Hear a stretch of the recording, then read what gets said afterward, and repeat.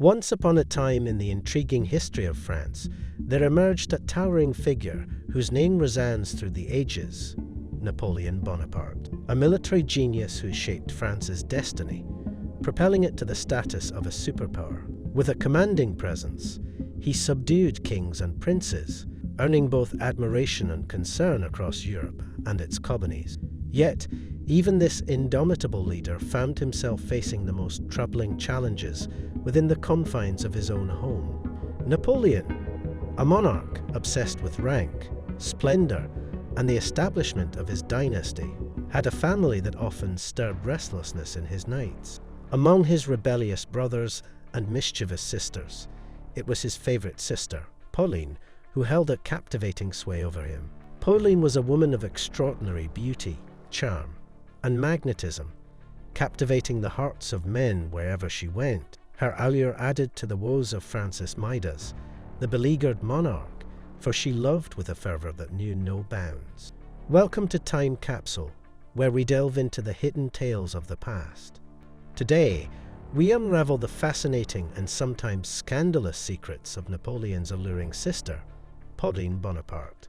Prepare yourself for a journey into a world of intrigue, passion, and the complexities of familial relationships amidst the backdrop of a transforming empire. The Princess of Hearts. In the annals of history, no sibling held a more cherished place in Napoleon Bonaparte's heart than his dearest Pauline. To him, she was the epitome of perfection, the only one who never asked for anything from him, unlike his ambitious and power-hungry siblings who vied for thrones across Europe. While the others sought dominion and influence, Pauline had different aspirations. She had no desire for crowns or thrones. Instead, she chose to conquer hearts, a pursuit that would inadvertently cause headaches for Napoleon. In the modern world, celebrities like the Kardashians, Jenners, Paltrows, and Jennifer Lopez claim to possess enough power to break the internet.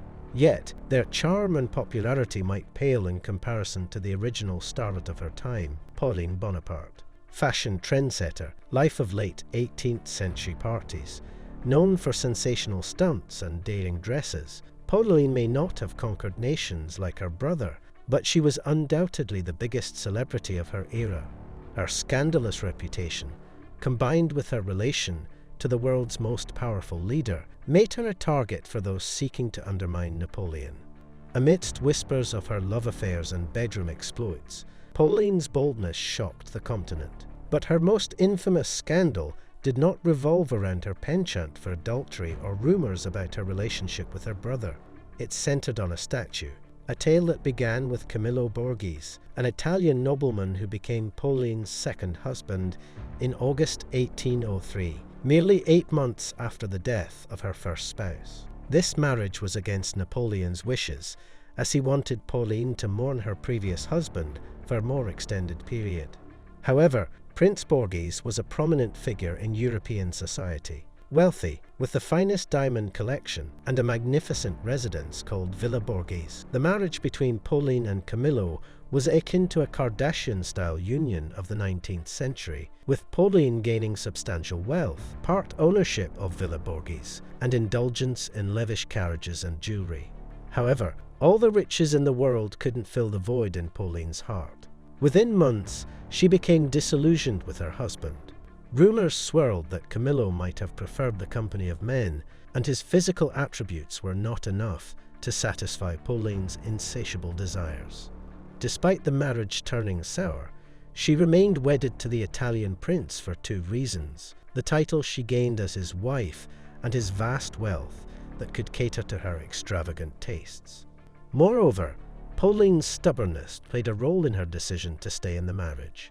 Napoleon had considered the Duke of Lodi, Francesco Melzi di Raio, as a potential suitor for his sister.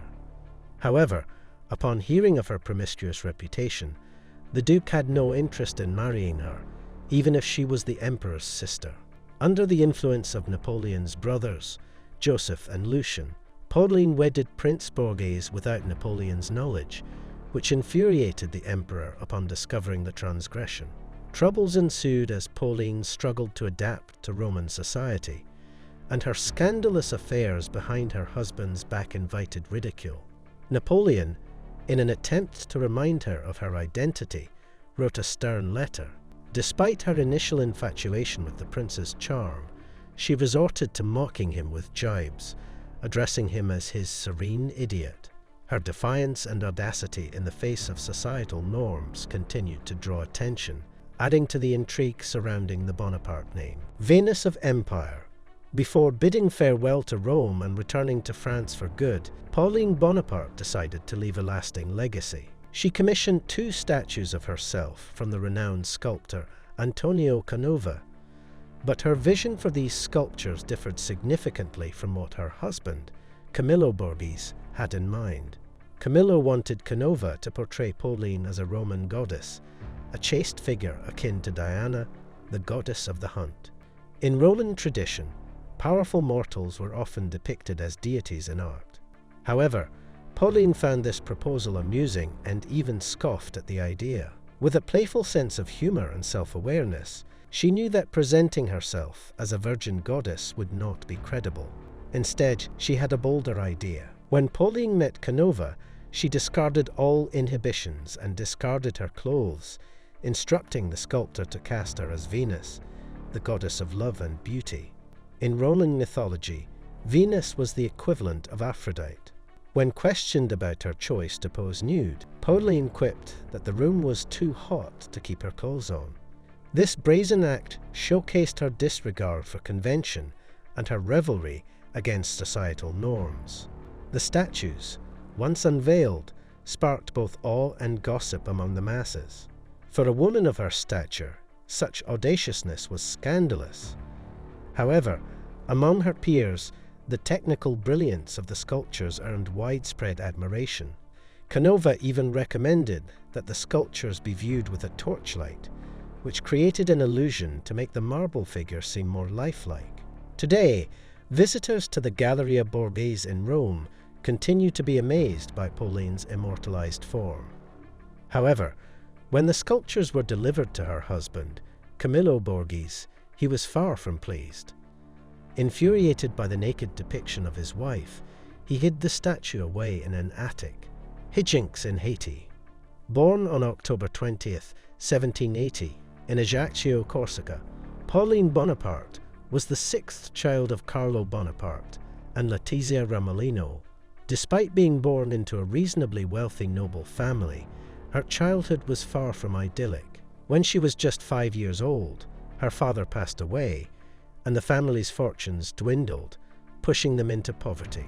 Her oldest brother, Joseph, assumed the role of family head, but it was her maverick brother, Napoleon, who would ultimately lift the Bonaparte family back to prominence and the elite circles of Paris. Instead, she became known as the spoiled brat of the household, often engaging in mischievous and impulsive behavior. As she matured, she took immense pride in her appearance, fashion, and flirting skills. Her large, expressive eyes were said to be captivating, and many of Napoleon's young officers found themselves drawn to her. To rein in her decadent enthusiasm and amorous escapades, Napoleon sought a solution. He introduced her to Charles Leclerc, a general in his army, with the intention of curbing her behavior. However, it is believed that at the time, Pauline was actually in love with a French politician and journalist named Louis-Marie Stanislas Fraron, who was 40 years old. Nonetheless, Pauline ended up marrying Charles Leclerc, and they had a son together. However, Pauline's extramarital affairs did not stop. She continued to indulge in scandalous relationships, including dating 3 of her brother's generals simultaneously. In 1801, Napoleon sent Leclerc to quell a rebellion in Haiti and asked Pauline to accompany him. Although initially reluctant, she eventually joined him in the Caribbean. However, she used the opportunity to go on extravagant spending sprees, splurging on everything with her brother's money. In Haiti, Pauline's behavior did not go unnoticed. She transformed the place into a haven of lavish parties and balls, and she shamelessly flirted with young French soldiers. However, amidst the extravagant lifestyle, she did demonstrate a more compassionate side. When the French troops faced an outbreak of yellow fever, Pauline organized entertainment to boost their morale and even turned her family mansion into a field hospital, acting as a nurse herself. Sadly, the outbreak took the life of Charles Leclerc, leaving Pauline devastated. After his death, she returned to France with her son and cut her hair, placing it in her husband's coffin as a symbol of her grief and love. Siblings, supporters, or something more. Throughout her life, Pauline Bonaparte remained fiercely loyal to her brother Napoleon, despite their occasional conflicts. Napoleon often showered her with gifts, but material possessions meant little to Pauline. She sold the Duchy of Guastalla, which Napoleon had bestowed upon her, for a substantial sum of 6 million francs. When Napoleon faced downfall and exile, Pauline proved her loyalty by liquidating all her assets, including her house, and relocating to Alba to be by his side. In his exile, Napoleon found solace in Pauline's support. She even contributed to his efforts to return to power by providing him with Borghese diamonds. However, Napoleon's rivals and some historians question the nature of their relationship, suggesting there might have been more than just sibling affection between them. Allegations arose, but concrete evidence remains elusive. Despite any controversies surrounding her, Pauline displayed a contradictory personality. At times, she exhibited modern ideas, championing social welfare and charitable activities. However, she could also be haughty and demanding, treating her servants poorly and expecting to be treated like royalty, even having holes dug in ceilings for her to bathe in milk and honey. Pauline's untimely death at the age of 44 was attributed to pulmonary tuberculosis. Even in her final moments, she faced death with a smile, believing she was departing this world as a beautiful woman. In her life and death, Pauline Bonaparte remained a captivating and enigmatic figure, a woman of contradictions and a symbol of her tumultuous historical era.